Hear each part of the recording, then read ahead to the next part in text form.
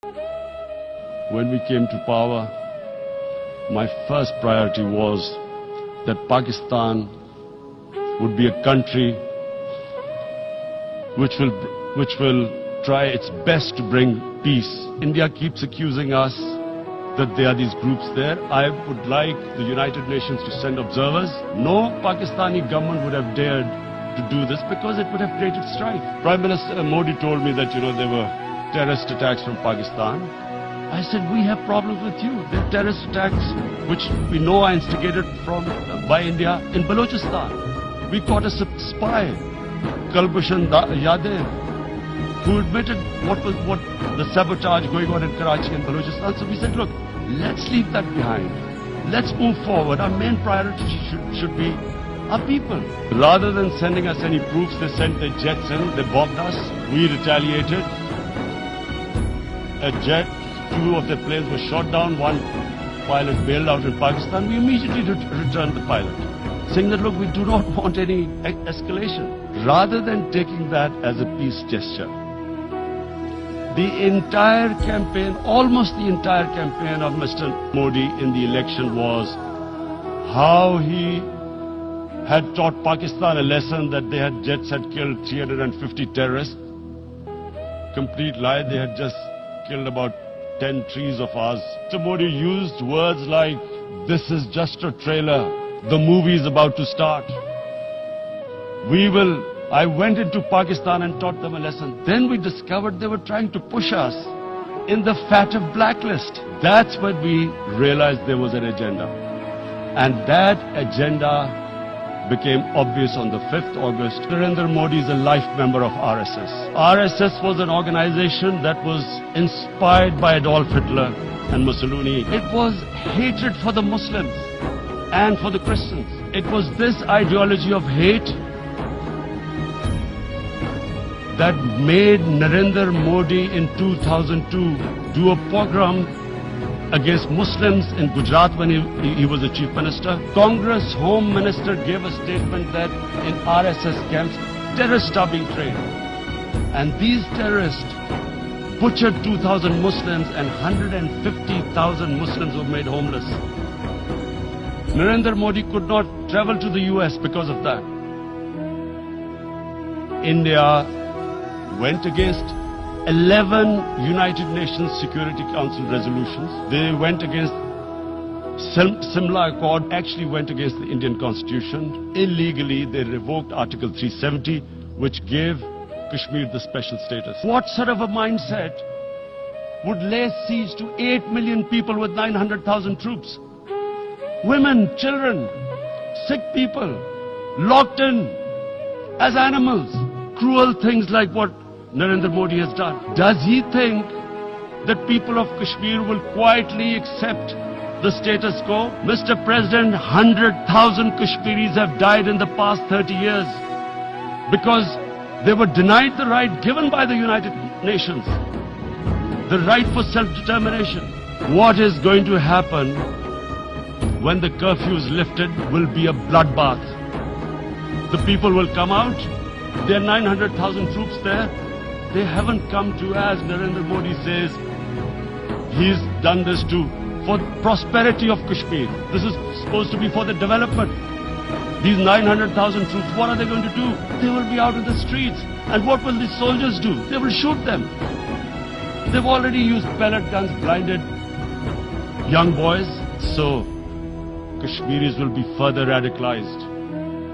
Mr. President, there will be another Pulwama. And guess what? India will blame us. One of their defense ministers said, there are 500 terrorists lined up on the border to go in. Why would Pakistan send 500 terrorists when there are 900,000 troops? What impact are they going to make? What will they do? And why would?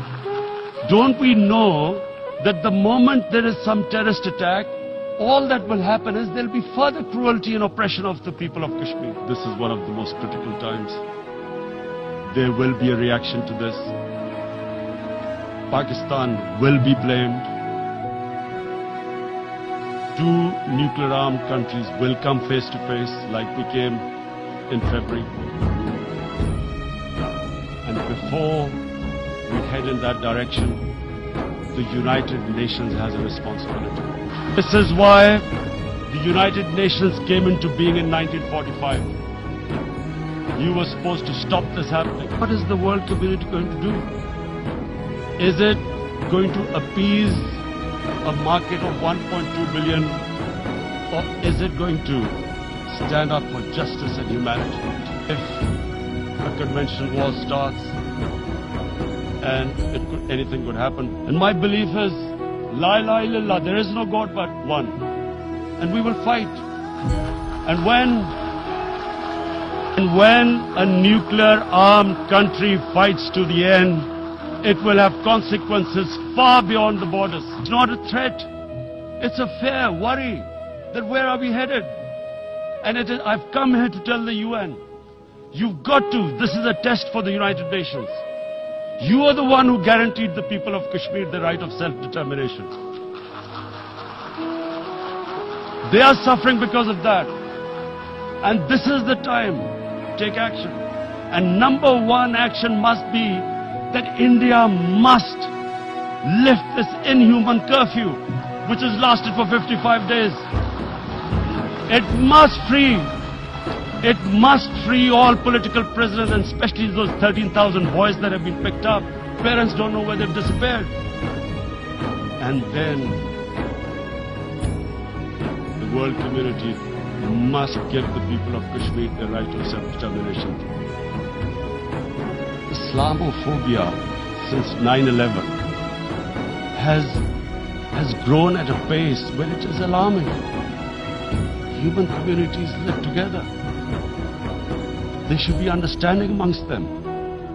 But Islamophobia is creating a division. Muslim women wearing hijab, it's become an issue. Hijab is some sort of a weapon. A woman can take off her clothes in countries, but she can't put on more clothes. How is this happening? Because of Islamophobia.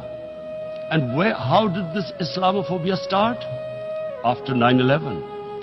And why did it start? Because certain Western leaders equated terrorism with Islam. There is only one Islam, and that is the Islam we follow of Prophet Muhammad sallallahu alaihi wasallam. Radical Islam, Islamic terrorism. What message did they send to people in the West? And why is there Islamophobia? Terrorism has nothing to do with any religion. This Islamic terrorism, Islamic radicalism, and sadly used by leaders, this has been the main reason for this Islamophobia. And it has caused pain amongst Muslims, European countries.